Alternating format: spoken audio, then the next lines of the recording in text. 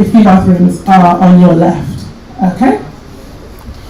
And I think that leads us into our next section. Okay? So are you guys excited for tonight?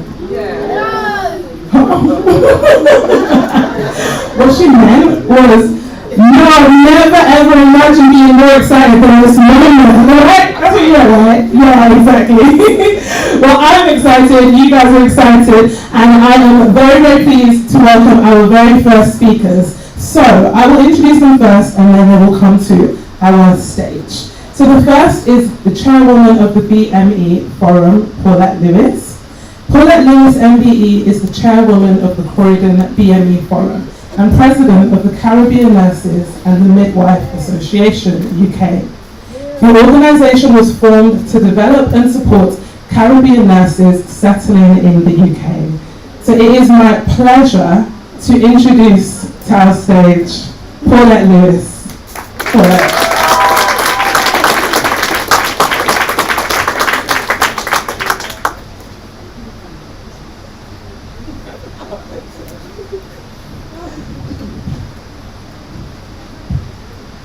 Well, she's found out a lot about me very quickly because that's a new organisation, so she's done her research.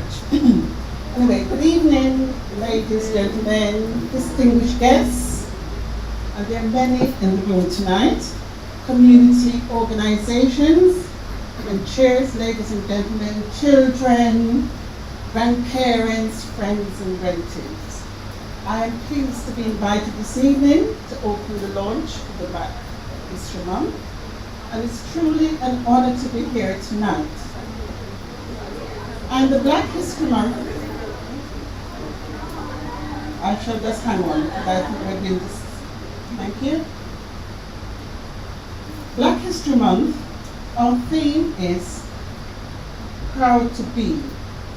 Proud to be black, proud to be bright, proud to be privileged, proud to be progressive. We are proud to be so many different things. And yes, we do need to be proud. Because if we're not proud of ourselves, then who's going to be proud of us? So therefore, every one of us in here tonight, we need to think of the theme and ensure that we are proud. This theme reflects broadly the people from the Black, Asian minority ethnic diaspora community. Black History Month is a time that we take to recognize and celebrate our achievements and our contribution. And as someone from health, the past year, our health services, our police, our ambulance, and all these people have contributed so much. And let us not forget the many who have died in trying to care for us, and recognize those and be proud. As a nurse and a midwife, and a non-executive director sitting at on Croydon NHS Trust, we do a tremendous amount of work in the community in terms of the facilities and what we put in place. So let us be proud of all of that. But for me, Black History Month is not just about today. It's about every minute, every hour, every day, and every week. Why wait for October to recognize the goodness of who you are and who you should be proud to be? It is time we say it's always Black History Month. So we can continue to have October, but I want everyone of you, especially those young people coming up around us, to realize it's good to be proud, to be good at what you do, and to celebrate every day. Don't just wait for today or this month to do that. And as we strive every year and every month to do what we're doing, let's not forget those people who came before us and made it possible for us who are sitting here today. Dreaming, which we do many times, is not enough. We keep dreaming, but until our dreams become reality, we have not moved. So therefore, as Dr. King said, I I have a dream. We all have a dream. I have a dream. But has that dream been realized? I'm not quite so sure. We have so much more to do if we are to make those dreams from Dr. King's speech be realized. We cannot become comfortable and complacent. We have to keep chipping away of the inequalities of health that faces us day in and day out. And don't be neutral. It's not good enough. Make a commitment. Every one of us has to do that. We can't turn away when we see injustice or inequalities. We must stand up for justice and for what is right. Because that is what will make us a people and what will make us proud of who we are, this generation and the next generation. It is our duty. Silence is not good enough. And I know it can be difficult because not everyone has the ability or know how to put their head above the parapet when that time is needed. But as I said, silence is not good enough. Everyone in this room, no matter where you're from, have a duty to be proud of this community, the people who serve it, and defend it. Listen with kindness, my dear, each and every one of us, because I know it can be different. Not with anger, because it's with kindness that things will happen. Listen to each other and listen to those outside of your realms. Listen to those who are different, because it's by listening and sharing and sitting around the table together that we will make the changes that are required to be made. So together, we are stronger. Together, we can make it. And together, we can say we are very proud to be who we are. And not for 1 minute, for 1 day, should you think that you are not the best. Be the best of whatever you can be, and be proud of who you are. And I'm proud of living in Croydon. I've lived in Croydon for many years, and trained as a midwife and a nurse and a director and everything. And I'm still here. Croydon has many things to offer, but it is up to us. It's the people in the community that makes the community. The community does not exist on its own. An organization is not an organization if the people in the organization are not there. Leaders are not leaders if they do not have followers. And therefore, leaders need to be ensuring that their followers are respected. Respect each other, value each other, and be proud of what they contribute. So, for me, I'm proud of who I am, and I have to be. I'm not going to tell people I am sitting there, But you have to be proud. We don't celebrate enough. And we need to do that. We need to big up everybody. We tend to big up some people consistently. But for that person to get that accolation, it has to be the people who are behind the scenes doing the hard work. And sometimes the people behind the scenes do not get the recognition and the praise that they ought to get. And therefore, I want to say to everybody here today, there's a lot of the staff from BME Forum that are working very hard behind the scenes. Thank you very much. Because without your help, without your hard work, the BME Forum will never be what it is today. There's some committed staff here, and as a chairwoman or chairman of the organization, it's a tough job sometimes. It's fulfilling. It's fulfilling that we see the community is actually being active and we're contributing. So that's me for today, and I'm sure I'll meet many more of you along the way. Not very many people will probably see me because I'm always up here somewhere else. But I do a lot of charity work, as my dear host has said. And as a Caribbean group of people, the African group of people, wherever you're from, let us put our strength together.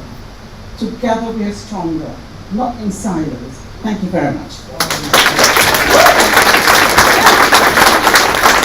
Please put your hands together for Paulette Lewis, ladies and gentlemen, Paulette Lewis.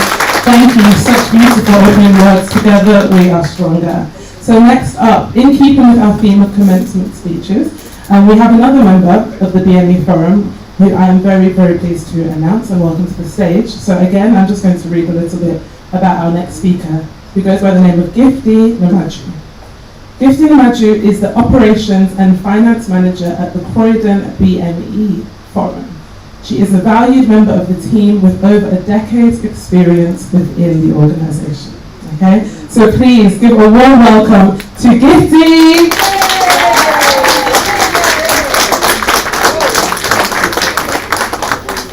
Good evening. Thank you, host. That was a good introduction. Thank you very much. I'm not sure I'm going to top up my chair lady. She said all that I could have said. And we have to say thank you to you. But on behalf of our Chief Executive, Andrew Brown, that is not here, unfortunately, we just want to say welcome to everybody. We are proud and we are happy and we're glad that you're able to come here to enjoy with us. So, I just want to say thank you for taking up your time to come up to be with us. I just want to say thank you for leaving all your busy schedule, to leaving everything that you've got to do to come out to celebrate with us. We appreciate it and we appreciate everything you've done. So, good evening, ladies and gentlemen. Just like my host has explained, my name is Gifty and I'm the Finance and Operation Manager at Croydon BME Forum. So, on behalf of Croydon BME Forum, I'm delighted to welcome you all to this special event, the launch of Black History Month 2021. Together as a borough, we want to inspire pride in the community, which is why the theme this year is Proud to Be. This is in line with the UK's official Black History Month magazine, UK theme, which embodies what we are as a community. We are proud of who we are proud of where we are coming from, we're proud of where we are going to, we're proud of the community, we're proud of the street, no matter what we hear. When you go outside, you hear a lot of bad things about Croydon. Be proud of Croydon. Croydon is doing good. We've been bad in the media for some time, but be proud of Croydon. We know where we're coming from, we know where we're going, and we're looking ahead, no matter what. They say, once there is life, there is hope. There is life in Croydon, there is hope. So be proud of Croydon. Whatever your heritage, whatever your background or experience, we all should be proud of who we are, the communities that we represent, and our borough. All I want to say to you is to try and enjoy tonight. We hope that you enjoy every activities this evening and throughout the month of October. And on behalf of the forum, we're opening our doors to anybody that wants to celebrate Black History Month, free of charge. You can come and use our venue.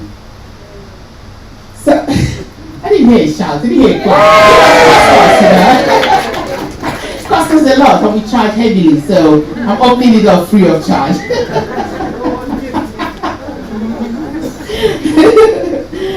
I hope you all participate in the broad range of activities that the community across the borough will be putting on.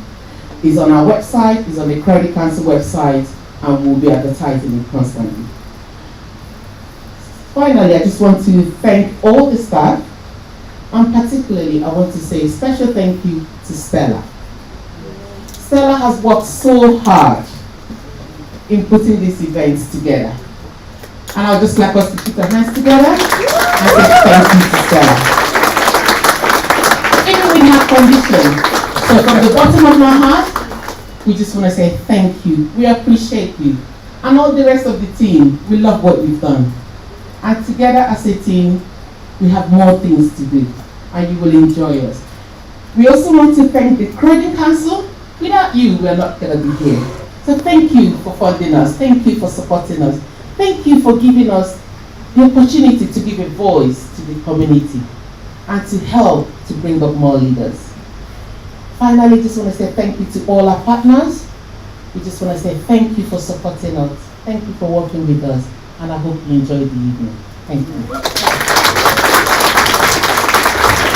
Please do a round of applause for Gifty and Matthew. Thank you so much for those words. It's beautifully done, beautifully done. Okay, so we are going to be moving on to our next point of the evening, which actually is going to take place over here. So I'm going to go and sit down, but before I do that, I'm going to tell you a little bit about what you are going to watch, okay? So we are excited to be premiering tonight the Proud to Be video, okay? So this is the official Proud to Be video. You cannot see anywhere else. Tonight, here alone is your opportunity to see this. And in this video, what you're going to see is you're going to hear from 3 different members of the community who are going to be sharing about their experiences around our theme, Proud to Be. So they're going to be talking about what Proud to Be means to them and how they take pride in who they are. So please do remain engaged, enjoy the show, and I'll see you soon. Thank you. Hi, my name is China. I am 33 years old. I'm an artist. My name is Dawn Spence. I'm a psychotherapist. I was born in Jamaica. I'm first generation Windrush.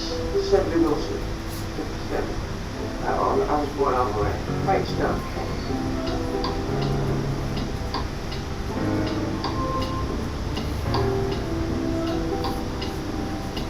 I'm proud to be black. I'm proud to be of black heritage.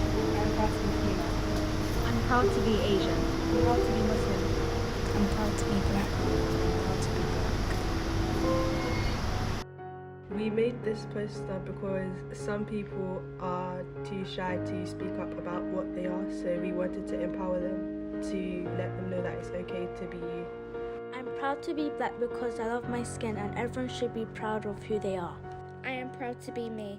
I am proud to be me. I may not be perfect, but I am honest, loving and happy. I don't try to be what I am not, and I don't try to impress the world. I am me. Be proud of your heritage. Be proud of your ancestors' hard work.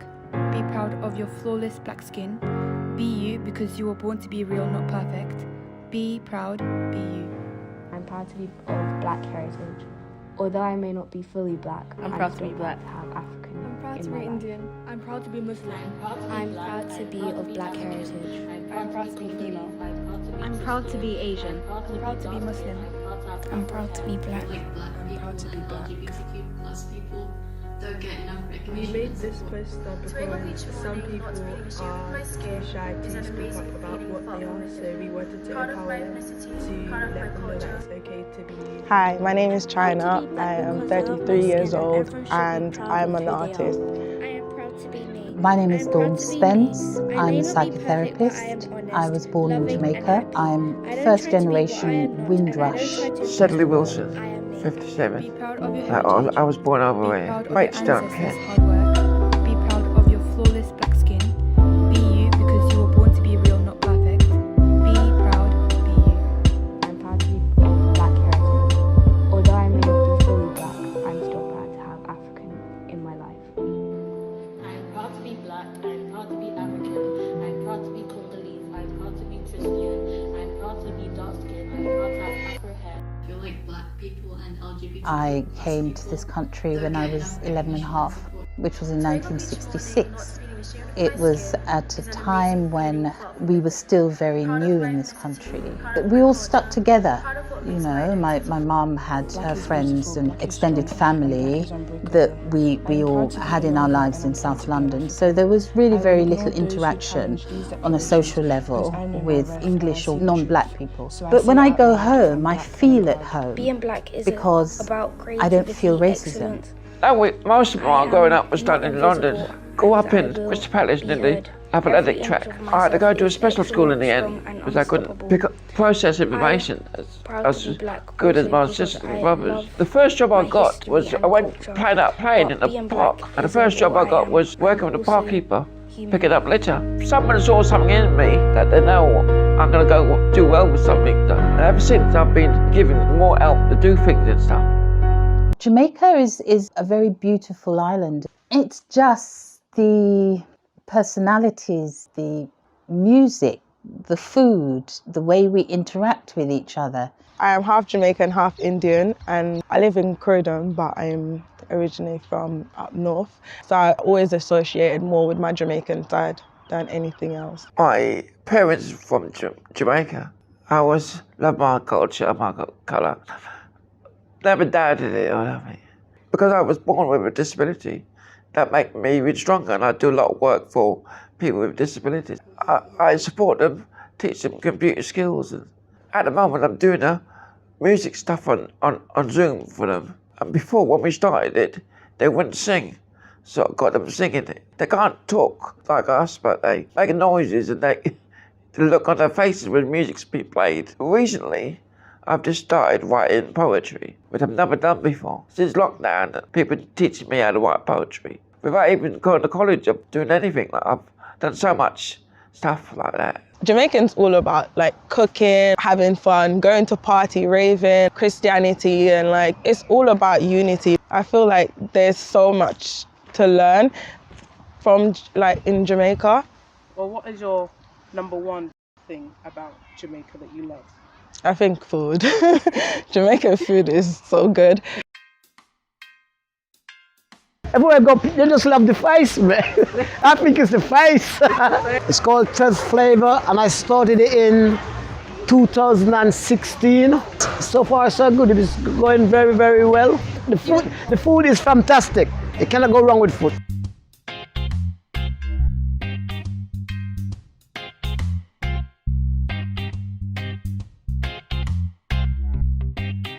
The popular dish is the pepper steak, the curry goat, jerk chicken, and the oxtail. I cooked it all myself. I'm here from 7:30 in the morning cooking it. I prepare it during the night, 4 o'clock in the morning. Then I get here for 7:30. Then I start to cook. So each meal you get is fresh. That's why the customers, they love it.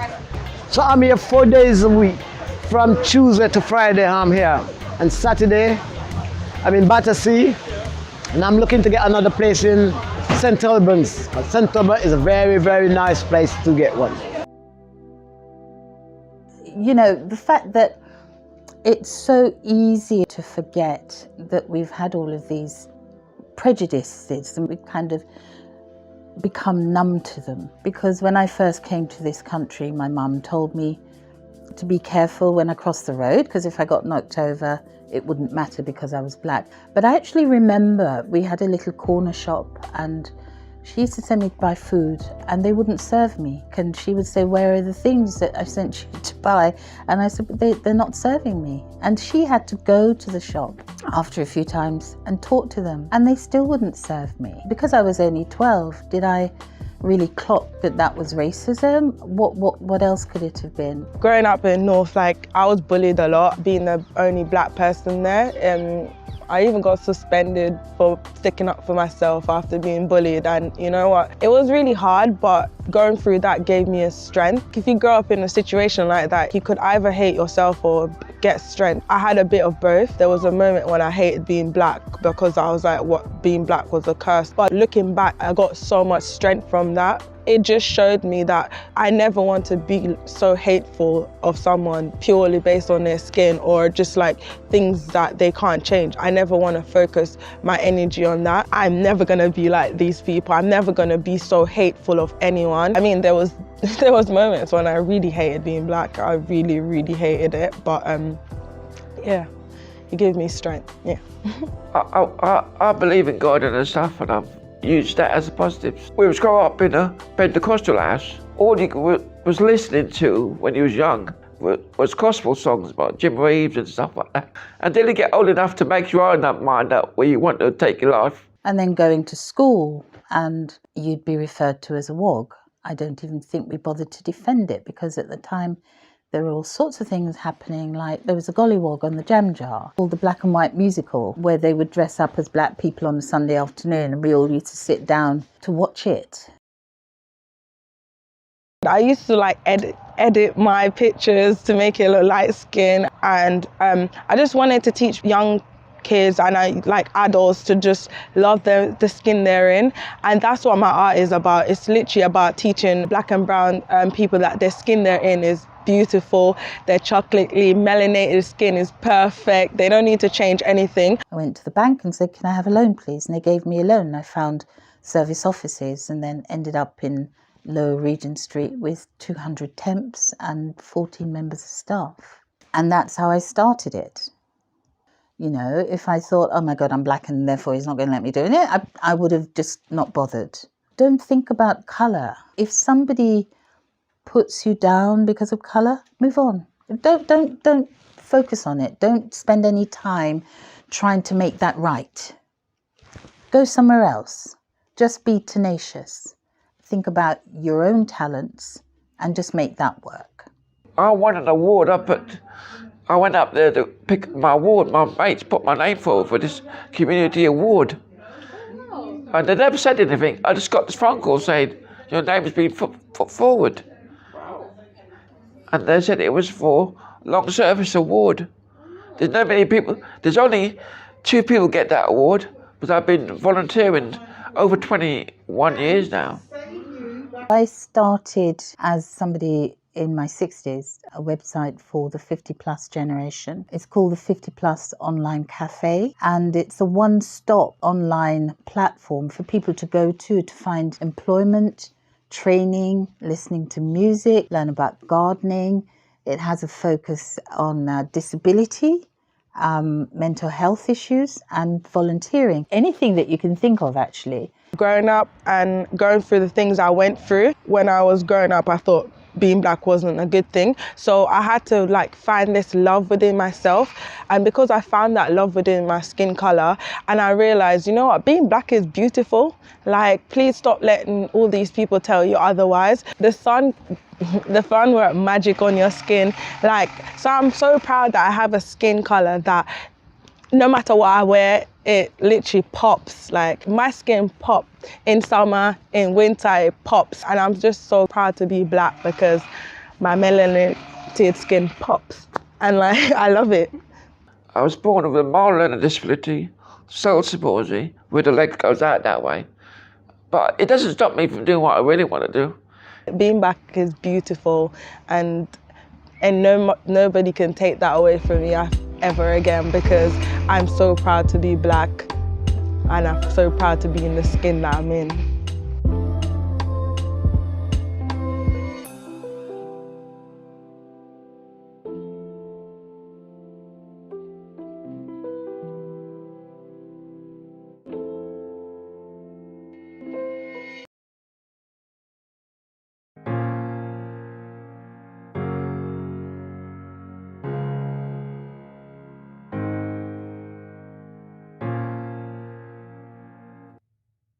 I'm proud to be black. I'm proud to be Indian. I'm proud to be Muslim. I'm proud to be of black heritage. I'm proud to be female. I'm proud to be Asian. I'm proud to be Muslim. I'm proud to be black. I'm proud to be black.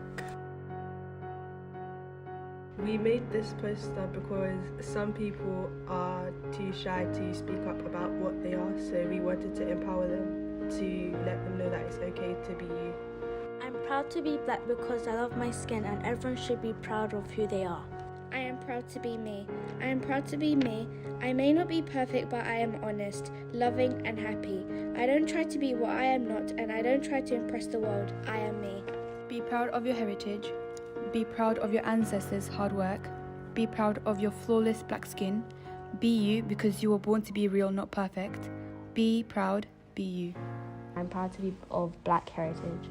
Although I may not be fully black, I'm still proud to have African in my life. I am proud to be black, I am proud to be African, I am proud to be Congolese, I am proud to be Christian, I am proud to be dark skinned, I am proud to have Afro hair. I feel like black people and LGBTQ plus people don't get enough recognition and support. To wake up each morning not feeling ashamed of my skin is an amazing feeling felt from within. Proud of my ethnicity, proud of my culture, proud of what makes my identity. Black is beautiful, black is strong, and black is unbreakable.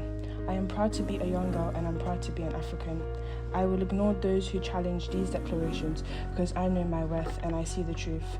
So I say it out loud, I'm black and I'm proud. Being black is about creativity, excellence. I am not invisible and I will be heard. Every inch of myself is excellent, strong and unstoppable. I am proud to be black also because I love my history and culture. But being black isn't all I am. I'm also human.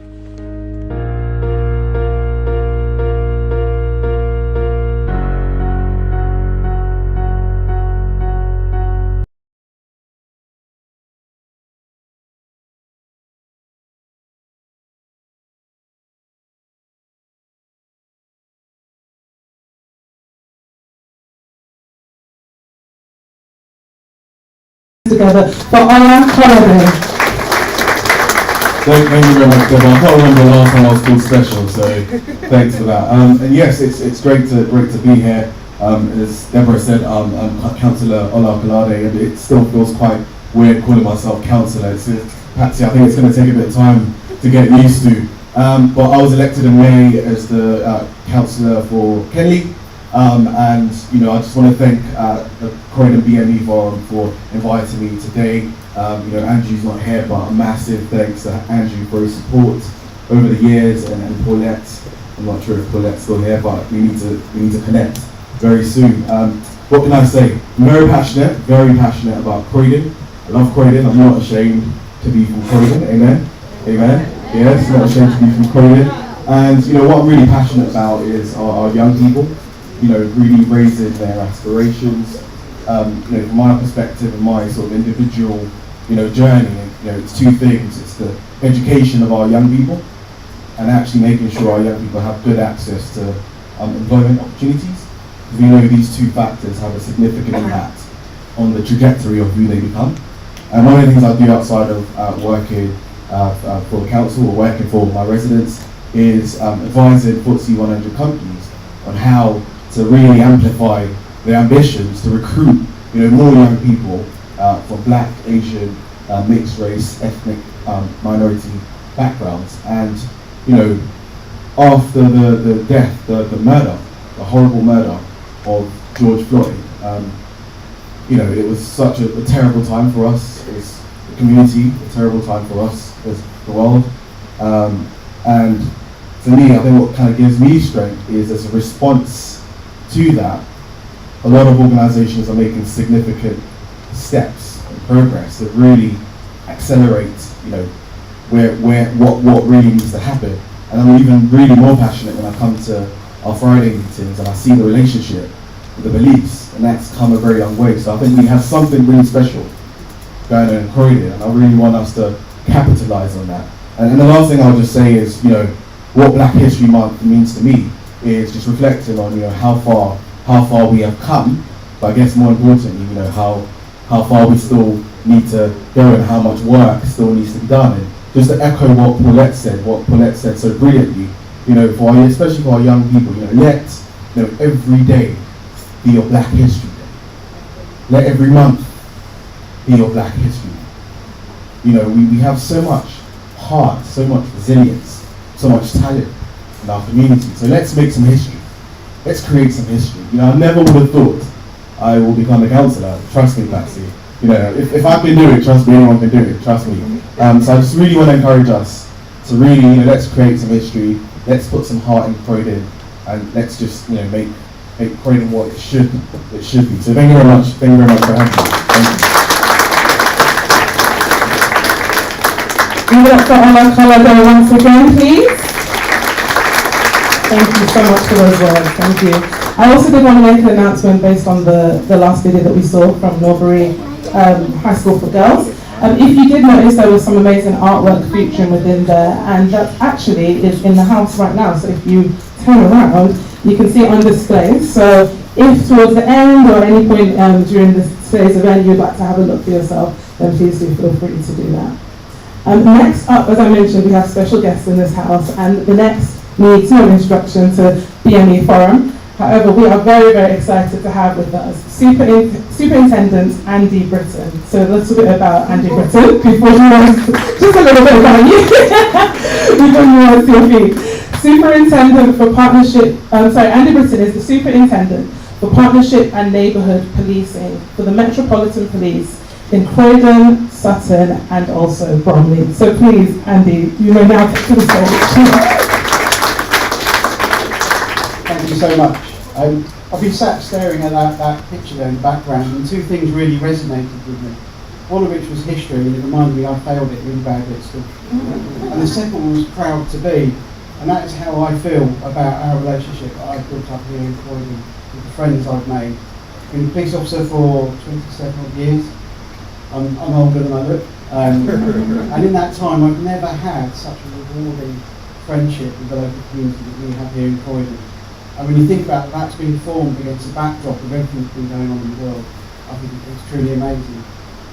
And we talk about history, we look backwards, but actually, let's look at here and now. There's some great role models here in Croydon that are helping make us better police service and provide a better service for everyone here. You know, people like Patsy Cummings, Councillor Cummings. First time I met you was shortly after George Floyd died, and you stuck with me and you worked with us and you helped us. The amazing Donna Murray Turner, every day she's there if we need support and help. She drops her kids off, she does everything and fits us in and works with us. And then Anthony, lurking at the back there, has become a true gentleman and a true friend who helps guide us and make us better. I say I've worked in many parts of London, been to many, many meetings. At best we might shake hands, but here at Croydon we hug each other, we fist bump, and then at the end of the meeting we eat decent food that's usually been cooked upstairs on a barbecue. It's an amazing place to work. I will definitely look back as being one of the proudest moments of my time being here at Croydon, and I just really want to thank you for the support you give us, and I just really look forward to working with you guys over the next 12 months and looking forward. And just thank you so much from the bottom of my heart, and for having me here talking today is really amazing, so thank you.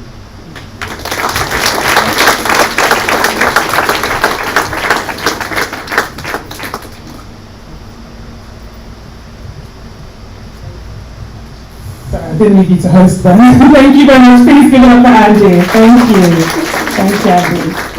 And next up, we have, well, before we actually go into our next person, for those who may have just joined us recently, again, I would also like to acknowledge Deputy Mayor Felicity, who is here today. So please put your hands together for Deputy Mayor Felicity. Thank you for joining us today. It's a pleasure. Okay, so on to our next speaker. So the next speaker goes by the name of Councillor Patsy Cummings. So a little bit about Patsy. She's very popular in this house. Patsy Cummings is the Labour Councillor for South Norwood and the Race Equality Champion for Croydon. So please give her a warm welcome as she comes to the stage. Patsy Cummings. Thank you.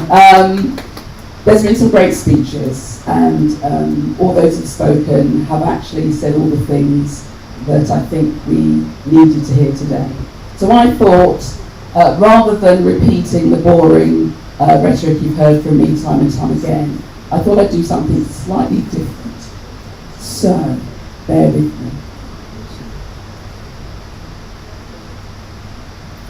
me.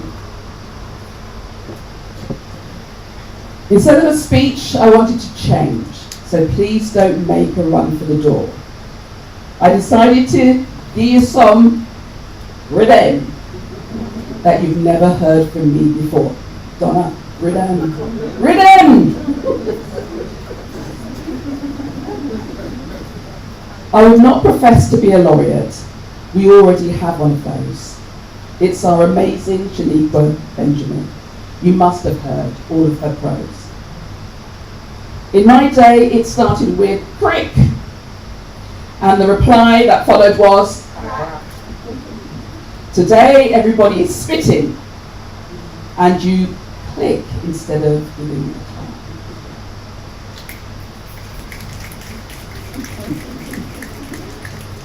I'd have changed the words, I would have changed the words of a long song, American Pie, could it be? But I nearly forgot the theme of today. So Shut Up by our own Stormzy. So during my spitting, there'll be laughter. But sometimes it may be quite sad. Like the day I remember, 5th of December, the day I lost my dad. I was 14 years old and adored him. I grieved for him every single day. But my hero did not wear long trousers.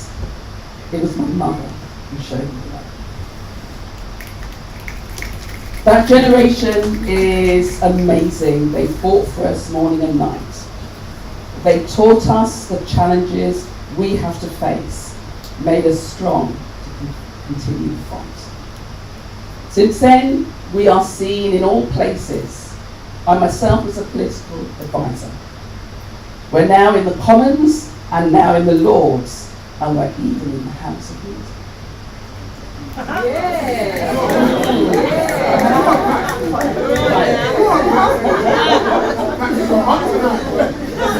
I could quote you so many greats in our past, Garvey, Parkes and Maya Angelou. But we have right here Bolt, Lewis and Murray Turner right here. You and you. Now, so much has shaped our recent times. We've lost many loved ones through COVID. And race relations has not shone so bright in contemporary times as BLM did. But our UK experience cannot be shadowed by the US, as we have our own that we grieve. Because when George Floyd cried 10 years before, our Sally Lewis cried, I can't breathe. I had many verses I wanted to share, but a taster is all that you're going to get. So I'll start to wind down and pass on the mic so the artists can get on with their set. So, I'm an African, a Grenadian, and also a Christian. And activist in the community. So when I look in the mirror, I see a strong black woman. I'm Patsy Cummings. I'm proud to be me.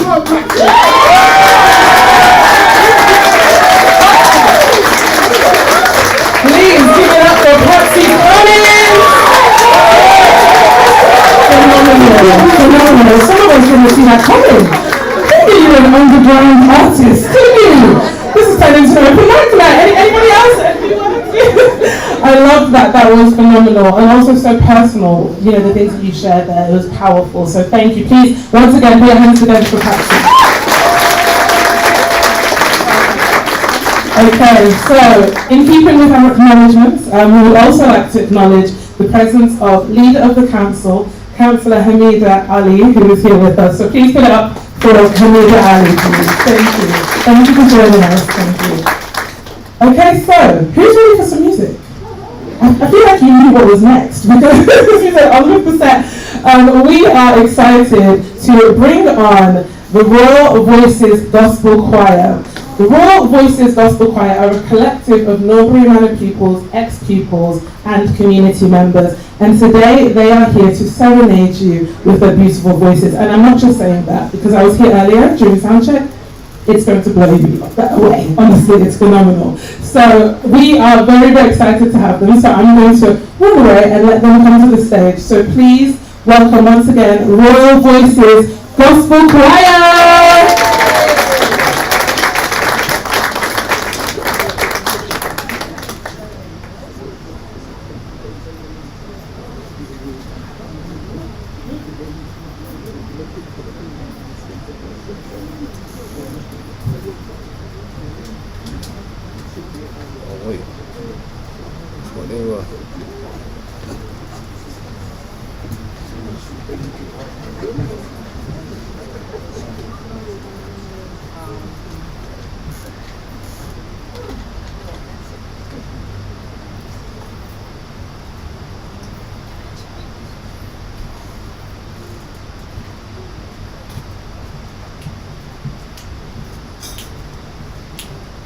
Lift up your voices now, sing praises unto God. For all the things that He has done, oh, pour it up to Him. He is the morning sun. Sing praises unto God. We lift our voices to God. We lift our voices to God. voices now, sing praises unto God. For all the things that he has done, oh, pour it out to him. He is the morning sun. Sing praises unto God. We lift our voices to God. We lift our voices to God. We worship, we praise you, adore you, we love you. We worship, we praise you, adore you, we love you. We worship, we praise you, adore you, we love you. We worship, we praise you, adore you, we love you. We worship, we praise you, adore you, we love you. We worship, we praise you, adore you, we love you.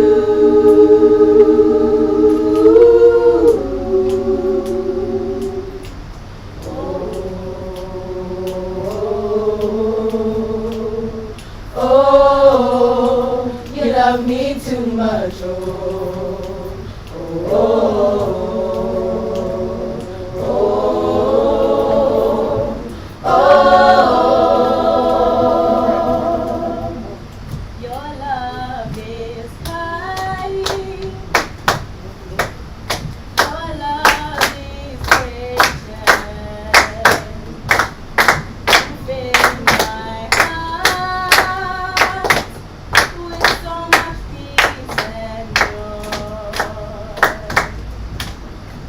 You're amazing.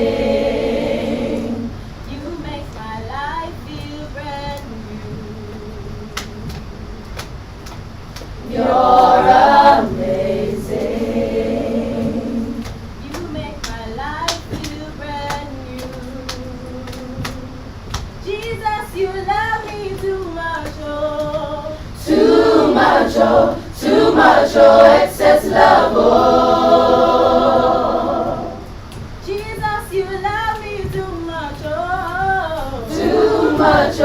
Too much, oh, excess love, oh. Your love is kind. Your love is patient. You fill my heart with so much peace and joy.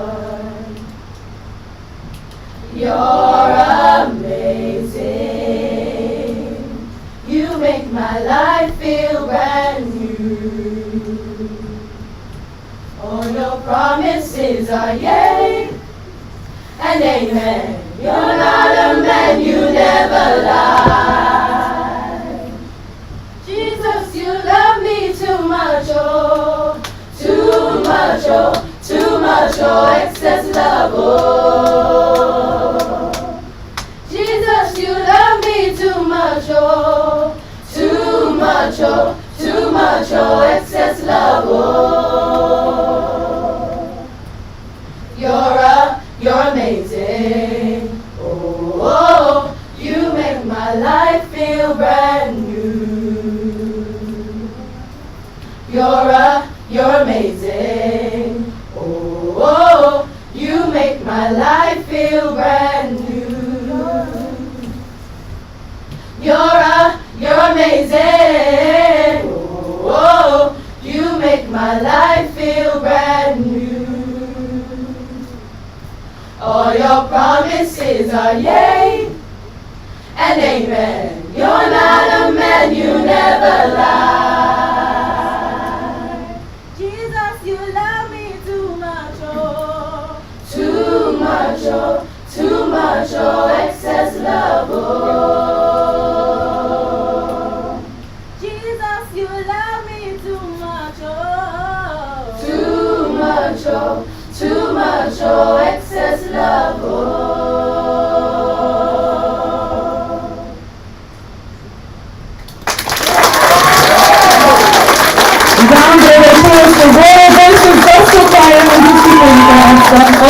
fire director Esther.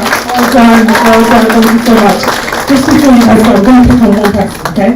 You, because I know you're brave enough to meet, so you're going to be brave enough to answer this question, okay? I would love to know, what has been your favourite thing about being a part of this choir? So far we've been able to connect with each other and not just only sing, but we're able to worship God at the same time and sing what we mean instead of just saying the words. Beautiful.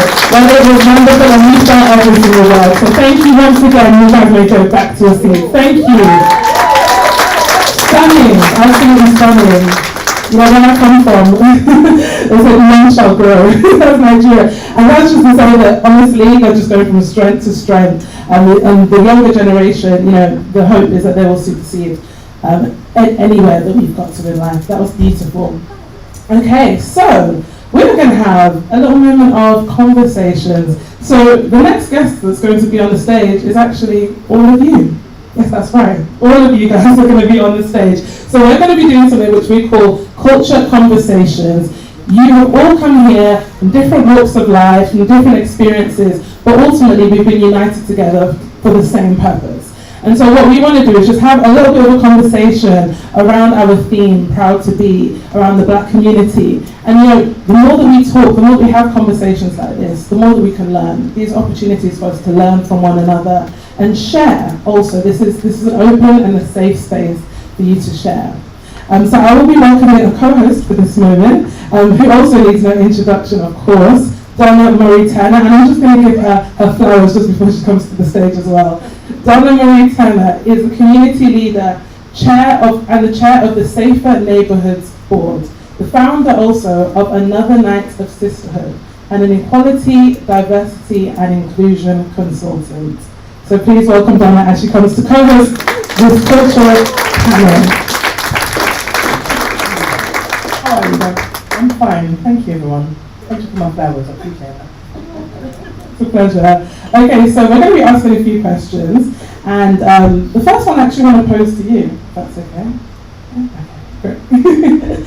So the first question is, you know, when we think about our theme, Proud to Be, you know, we've watched so many different presentations of people who have spoken about what they're proud of. For you, what are you proud of when you think of this theme? I'm proud of us. I think it was Gifty that said, you know, I work across London, everybody's got something to say about Croydon. Our life, crime, our young people, our council. I'm proud of us. Because, as I always say, we might not all get along, but when it comes to the collective leadership of Croydon, we make it work. And I think that goes out to all my colleagues and the community in the room. For me, I'm proud of us. And then after that, I'm proud of me, obviously, but I'm proud of Croydon first. Like, I was born here, I went to school here, I had my children here, my grandparents came here in the late 50s. I am Croydon. All the changes, I'm still here, closer to 50 than I am to 40 now, but I'm proud of us because, as has already been said, we make the change. Please put your hands together for that answer. Thank you. You're keeping us strong. There's no right or wrong answers, guys. Again, this is an open, safe space. I'm going to pose the question now to the audience, okay? So if anyone would like to share, what will happen is I will bring the mic over to you wherever you are, whether I have to run, walk, leap, whatever, I will get to you. But the question that I would like to propose, again, once again, is what are you proud of? When we think about our theme, Proud to Be, what are you proud of? We've got a hand in the back, so I'm going to run and then I'm going to come back here. Hello, okay. In my honest opinion, hello, my name is Joanna. In my honest opinion, I'm proud to be myself, to be honest. Because like, there's around like 7 billion people on the planet right now, yet I'm me. I've done all these things, and sure, it may not be significant as like being the President of the United States. However, every small little thing you kind of do is influential in not only your own life, but life of someone else's. It might be something as significant as like giving someone an extra pound or a towel, but you could change that person's life forever. So I'm proud of these small differences in life. Beautiful. Proud to be you. 7 billion people in the world, and yet there's no one like you, so that's amazing. Okay, so I'm going to come around the front. We have an, okay, perfect. Hi, yeah. I'm proud to be me as well. I'm Isabel. Hi. Well, I'm proud of like the little things. For example, I'm proud of how my hair looks today. It's pretty good. But I'm also proud of other things. Like, for example, I think last summer I was helping with the BME Forum, and they helped out the elders in the Afro-Caribbean Society. And it's these little things, like we gave food to them during lockdown. And I think there's little things that I'm proud to live in Croydon. I think that's what I'm trying to say. Yes. I'm proud to live here. Croydon forever, right? Yeah. Fantastic. And we have time for one more. Someone who wants to share what they are proud of. It would be great to hear from one of the men in the house if they would like to speak. What are you proud of? I can see someone's getting munched. It's between one of you because you're nudging each other. Who's going to take it? Of course. Hi, everyone. My name is Joseph Lee, and I just kind of want to piggyback what Donna was really saying, just to say that I'm proud of the community. Right? I look around, there's so many faces that I recognise, and so many people that are doing some really brilliant things within the borough of Croydon, so I'm proud to be a part of you guys. Well done. Thank you very much. Thank you so much. Thank you. Wonderful. Okay, so we are going to take the next question, which is, and then if we go to I'm not as young and beautiful as you are, so my eyes have gone. So, when we reflect on last year's discourse we had on race following the murder of George Floyd, do you think the conversation has changed? And what do you feel we have learned? Okay, so, talking about, we mentioned it earlier, of course, it was such a significant, had such a significant impact and still has such a significant impact on the community to today. So when we reflect upon the murder, because that's what it was, the murder of George Floyd, do we think that the conversation has changed in the spaces where they need to change? If so, in what way? And if not, then what more do we feel needs to be done? Again, this is a safe space, so anyone is welcome to raise their hand and I will come over to you. Okay, we've got a hand at the back, I'm coming, sir. Bear with me. If you could just say your name, please. Thank you. Hi, good evening. My name is Jason. I'm a researcher and I also work for the NHS as well. And what I would say is within the NHS, there's more focus on health inequalities, whereas before George Floyd's murder, we weren't talking about the health inequalities. Now, every trust that I've been privy to and any room I'm in, they're all talking about the health inequalities. So hopefully, we can start making some headway on that. Thank you for that. Thank you so much. Please put your hands together. Thank you. Yeah, the topic of health and inequalities. I feel like if you are on Twitter, actually, for me, Twitter has been a great platform for learning more about how much work there's still yet to be done in that area, especially when we talk about black women and reproductive health, and pregnancy, and there's been so many things in regards to that, that we've been able to realize there's so much more work to be done. And so hopefully, as these conversations are being had, we will begin to see change also follow. Would anyone else like to add to that? Don, I know you know a few people now, so please feel free to call on anyone. Basically, yeah.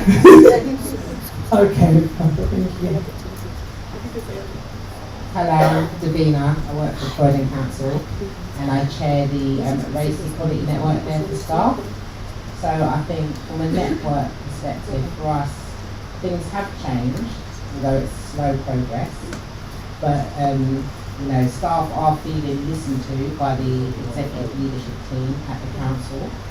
We now do have some actions around career progression and how we can close the ethnicity pay gap. So there is some work being done. Thank you, Virginia. Thank you so much. On the conversations that are being had, is there anyone else that would like to share a little bit? Anyone else? Is that a hand up?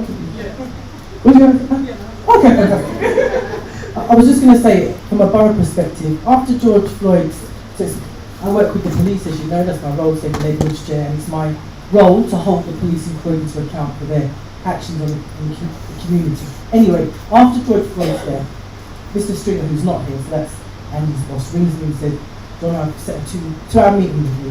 When I went to his office, I sat down for 2 hours and spoke with a man middle class white man who is the head of police for this borough, and we spoke about race.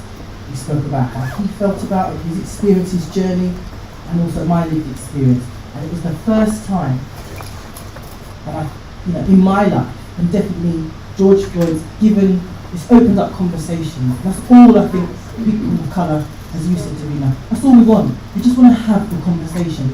And that for me was momentous, because here was I, representing the community voice, listening to this man with, I think, about 30 years of experience, Mr. Stringhurst, in policing, all the changes he has seen. And that's when our relationship changed, because actually he wanted to police Croydon differently. And he was willing to be led by the community voice around different initiatives, around having education around stop and search. And actually, I say this because that's my role, we have been policed differently. When we knelt, they knelt for the 8.5 minutes. And actually we've had some really good conversations. You've heard colleagues refer to the Friday meeting. Actually, it's not disingenuous engagement. We are talking from a community and cultural perspective, and they are listening. They are amazed often by the things that we talk about. So for me, some things have changed. Obviously, I sit in that kind of D&I space in my corporate life. Lots of organisations have not changed. I'm kind of hanging on to the past. But at least we're having a conversation around legacy, about progression, promotion for people of colour, the pay gap, as you talk about, and all of those experiences that would have been amplified by the pandemic and being at home and not having a support network. So for me, as somebody who facilitates some of the most uncomfortable conversations in Croydon, that has been the plus, that we're at least having the conversation rather than just ignoring one another and dismissing each other's feelings. I just want to say that. Thank you so much, Gemma, for sharing that.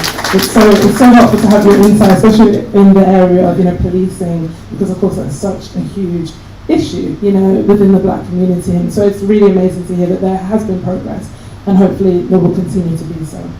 Okay, so talking more about support and talking about change and how we can really affect change. Next question is about allyship. Okay, so the question is to you, our wonderful audience. How can our allies best support the black community and make a true difference? How can allies best support the black community and truly make a difference? So again, it's about going beyond posting a black square. It's about going beyond, just kind of performative allyship, and how can they make actual change? What does that look like for us as a community? Are there allies in the room? Yes. Okay, we have a hand here. Okay. Hello, it's me, Joanna again. But I think the most simplest thing is just listen. That's honestly all you need to do. Because I understand you really want to help, and I'm not saying you don't want to help, you're doing it for the sake of yourself, but just listen to us. But we have a lot to say. We have over 400 years of hurt and pain in our souls, okay? And we need a chance to be able to let it out. We need a chance to say, this is what's wrong with our society. Not just for black people, but for Asian people, other ethnic minorities. We need a chance to say, okay, this is what we need to do, and this is how we're going to go forward. Okay, thank you so much. Paulette, I'm coming around to you. I heard Okay, I'm sure you have a few words to share. I've been asked this question many times, giving presentations at nursing councils and across health sector. What has changed? If we go back 73 years ago and look at what has changed, I can speak from a social and health perspective. That's where I would speak from. And I said to people, not much. Because we talk and we listen. For me, as I said before, the dreams and the policies have to become reality. So it's not just about listening, because there's been a lot of listening over 73 years. As we chip away, I speak from a perspective, from a stance, from a health point of view. When I became a director many years ago, I was 3% of the only person that was an executive director in an organization. If you look at the number of executive directors sitting at the table, to have your voice at the table, in 2021, it's about 8%. So what I'm saying, we do talk, and yes, the people listen. What I would like to see, the changes, is that the reality happens. Okay? So, although we have a lot of working together and listening together and allyship together, that's fantastic and it must continue. But what we need to be also saying is holding people to account to say, how are we going to make the changes happen? We're not going anywhere, we're here. And I can tell you, if you look at the senior people sitting around the table that are making policies, influencing policies for you and for me and making decisions, if you're not sitting around the table, you can't make the changes and you won't be able to influence the changes. So what I'm saying is, yes, let's continue working together, let's keep chipping away. But there has to be more about some of the changes. We need to say more, what changes we really need to see, and we need to work on that. It's not good enough to just say, we're listening. We need to turn some of that around and getting the output which we require in many different areas. So I would say, you know, things are happening and we're working together, and yes, we're looking at how we deliver different services and, you know, how we do a lot of work, you know, we're still part of the NHS on the board there. But I still feel, from talking about being proud and being a BME perspective, we have a responsibility. When we have our meetings, our board meetings, I don't see any of you there. It's your voice that's going to make it happen. When I look in the crowd, we talk about maternity services, we talk about all the issues about pregnancy and how people are treated. Where are we? When those meetings are happening, where is your voice? We cannot just come here today and walk away and think it finishes. No. It has to be consistent, persistent. No matter how young you are, you have to, as I said, be committed. Committed to what we want the changes to be. So if you're not sitting on the table, if you're not coming to meetings, if you're not holding people to account, we're not going to get the changes we want to see. So for me, yes, we've stripped away, the glass ceiling is there, the door needs to be broken down, and things are happening. But for me, for 73 years to now, not as much as I would have expected. And therefore, I think we hold ourselves to account, and our allies, and other partners. So that's what I would say, really. Thank you for that. Thank you so very much. So very much. Thank you for that. I'm going to hand over to my co-host for the next question. Can I respond to what I said? So you said about holding ourselves to account. And this is kind of like in tandem with the next question. Part of the reason that it's only moved from 3% to 5% in time for the director is, as a community, we're not very good at pulling each other up. We, for the sake of these young ladies that perform for us and the thousands of young people out there in Croydon, we do not upskill ourselves. You can't just walk to be a non-executive director, it doesn't happen that way. There is input, there is commitment, and you have to have mentors to teach you how you conduct yourself when you get there, and what you need to have in your CV to apply for those vacancies. So I hold my community to account. There are any black professionals in this room that will be willing to work with me so that we have a Croydon-wide program that upskills our young people and some of our adults to be in the positions, to be the governors, the chair of trustees. All of the things that I already hold, I'm willing to share, give my time so the next generations are ahead compared to their peers, so that they can be the next Paul Lex, they can be the next Andrew Browns. Some of you feel really special to be the next Donna Murray Turner. It's about holding ourselves to account. How do you, Ola, upskill the next generation to be the councillor that you are, the activist? All of those things have to come from us. Outside communities can't do it, so we have to do it. So that is my response to that. In regards to legacy, this is my last question. What do we feel in the room about legacy here in Croydon? And what are we willing to do to ensure that there is legacy? There are those of us who will pass the baton down to the next generation. Just interested in if you're just thoughts about legacy here in Croydon.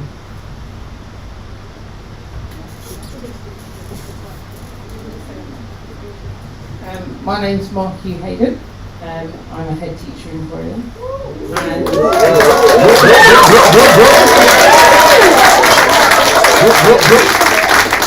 And I'll just quickly say I'm really proud of the girls that you've seen on the video today and have performed so far are my girls, and I'm very proud of them. What's important to me is I really struggled. I've always taught in Croydon and I made a conscious effort that I wanted to be an educator in Croydon. I started teaching in a school where there was 80% white and there was 20% black kids, and they were always excluded and they were always in trouble. By the time I left that school, they were 96% black and they were in the top 10% going to Russell Group University.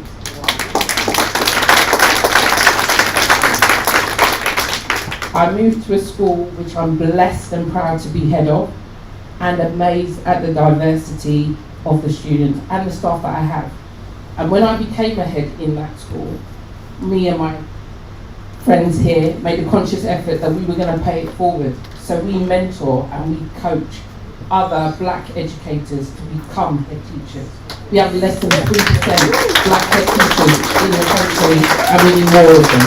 So we make a conscious effort to do that. On top of our busy schedules, on top of all the emails, on top of all the interactions with parents and students, but we made a conscious effort to do that. So that's about me, that's the legacy, it's about paying it forward and getting more of us in the Thank you so much, and thank you for the work that you do. Thank you. Any other thoughts on legacy? Legacy within Croydon. Any other thoughts? Okay, no problem. Okay, so Donna, thank you so much for joining us for Culture Conversations. It's been a pleasure. Please give it up for Donna once again. Thank you for sharing your answers. And thank you to all of you, the audience, who participated as well. It's been fantastic. So, has everyone enjoyed the evening? Yes. Yeah? Okay, well, it's not done just yet, okay? Because we have another special guest. Yes, we have more special guests. We have another special guest who will be performing for us as the evening winds down to an end. So, please give it up for Silverstone. Silverstone is one of the UK's most active Afrobeat artists. Born in London to parents from Ghana and Sierra Leone. Any Ghanaians in the house? Any Ghanaians? Oh, okay. Loud and proud. You free Ghana. Okay, that's all I have to say. Any Sierra Leoneans in the house? Any Sierra Leone? Okay. Next year we'll see them, don't worry, it's all good. So, born in London to parents from Ghana and Sierra Leone, he describes his music as a creative hybrid of African beats and UK street sounds marinated in global melodies. So please, we are very, very happy to have him here with us today, and I'm sure that you will also enjoy the performance that he has for us. So give it up, the Afrobeat artist, Silverstone! Good evening, everyone. How you guys doing? Good, thank you. My name is Silverstone, born and bred in Croydon. Very proud to be from Croydon. You know, I've been blessed to travel the world doing my music. Been to amazing places, but no place like Croydon, right? Yeah. So it's great to be here celebrating Black History Month. But I always like the way I look at it. This may be Black History Month, but every other month after that is Black Future. You understand? Let's build, let's rebuild, let's conquer those things that, you know, we've struggled with before. You know, as an artist and as a business owner, some of the stuff we do in the community with my business partner, Miriam, we run White Hut in Education, where we mentor kids through music as well. And we go to schools, and it's really cool because it's good to kind of work with young people and for them to kind of see someone doing something that they want to do. You understand? Like my music teacher, I never saw my music teacher make music, if you got what I mean. You understand? They tell me to do this, do that, but never, you know, actually saw them do it. So I think it's really important for us, especially in our communities, if we're good at something, to really mentor kids while we're doing it, you know, not when we're retiring or when we don't, you know, we can't be bothered anymore. So I think it's really good to kind of, while we have the strength and the activities and the fundings or whatever, to really put, you know, time into our youth because they're the future, right? Yeah. So anyway, done the long talking. I'm going to get into one song, it's called Susanna. Have you guys been sitting down like all the time? So you can stand up and enjoy it, you know, shake your legs, you know what I mean? So let's get some, Let me feel to dance, you get me?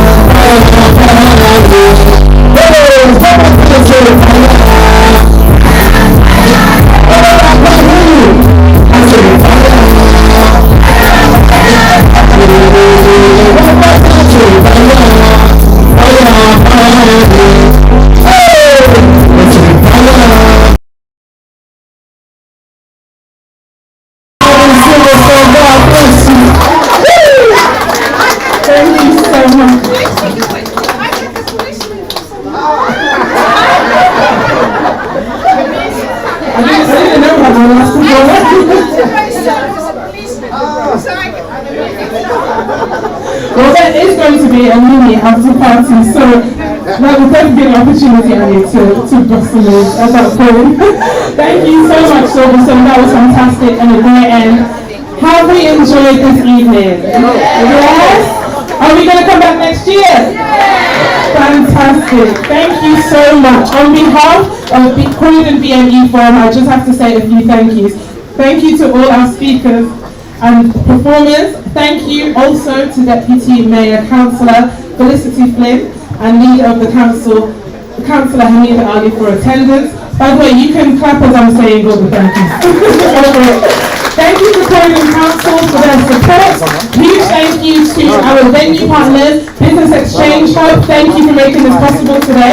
Thank you to our photographer, Fluid for Sight, and videographer, Tenacious London Media over there. Also a huge thank you to our DJ Sound Supreme, who has been providing the vibes all night long and will continue to do so when this event ends. And finally, in terms of announcements, if you would like to find out more about BME Forum events and events in collaboration with Croydon Council's Race Equality Network and Croydon NHS Bay Network, then please visit cbmeforum.org/BHM2021. Again, that's cbmeforum.org/BHM2021. And there you'll be able to find community events that will be taking place all across Croydon as of next week. So stay tuned to the website and you will get those updates.